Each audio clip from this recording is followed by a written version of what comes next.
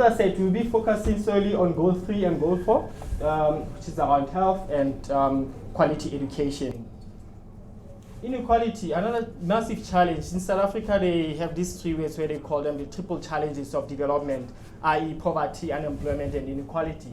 And this applies to almost every country in the region, where inequality rates continue to be exceptionally high, worryingly high. And as we'll see later on, we all know that inequality leads to political and economic instability rather. Talking about huge parts of our population, and I think this impacts what we can think the private sector can do if we acknowledge that.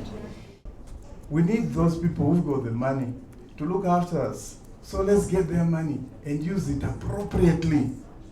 That's the key word, appropriately, for the benefit of our sustenance. And that's how we'll sustain the goals. What we should be asking is, what role can the private sector play to contribute to improvement of education?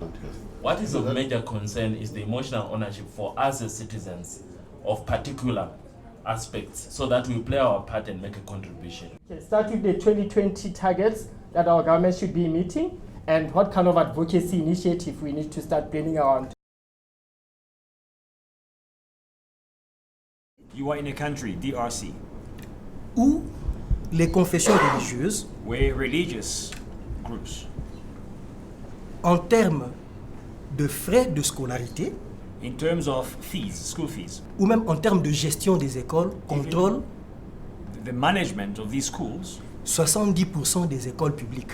so they give 70% of public schools. Les confessions religieuses prélèvent 20% pour le fonctionnement de leur congrégation. And these faith-based organizations take 20% from the school fees for the functioning of their congregations, their churches. Est-ce, dans ce cas, l'éducation peut être pour les pauvres? Can we say education is for the poor? Ça non. While we talk about the negativity of the private schools, but we can also say that there is some positivity about some of the private schools. How much is this the private sector or the putting in the community? How much is it going out to the community?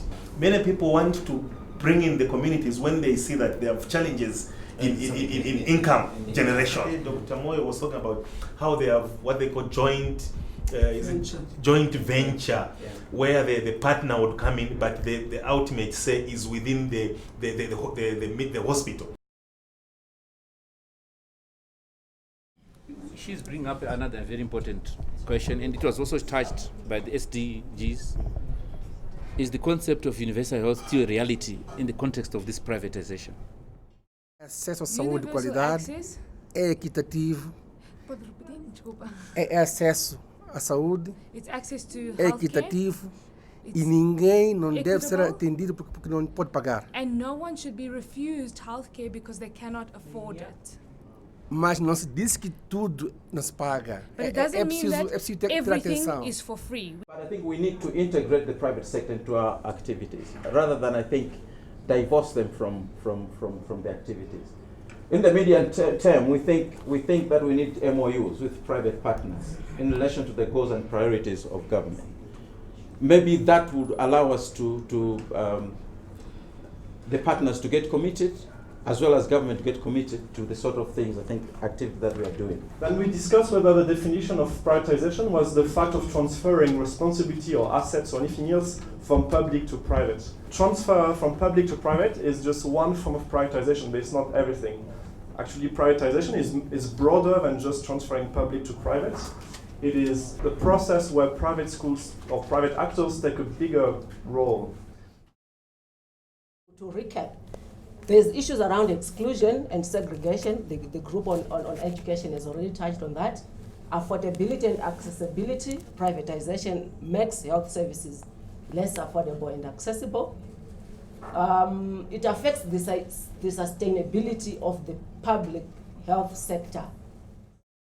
It is such a major drive, and yet at the same time, we don't hear much of a public discussion about what the implications are in Southern Africa.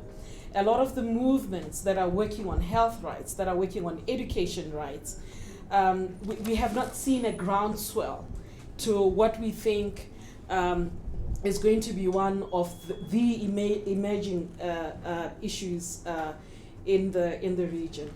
With the work that we've been doing with our partners in education and ECDE, there were small pockets of research that was beginning to emerge. And again, when we were thinking about the implications of this for equitable access to public services and affordable access to public services, we felt that it would not make sense to continue having this discussion in silos. And the other thing that we acknowledged is that if we are going to see the change at the policy level, we have to engage in the political process.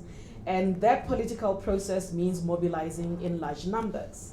So there is a real potential to follow this work through very specific programmatic interventions. Some of you mentioned research so that we can have a better understanding of the trends, of the issues, so we can inform the advocacy.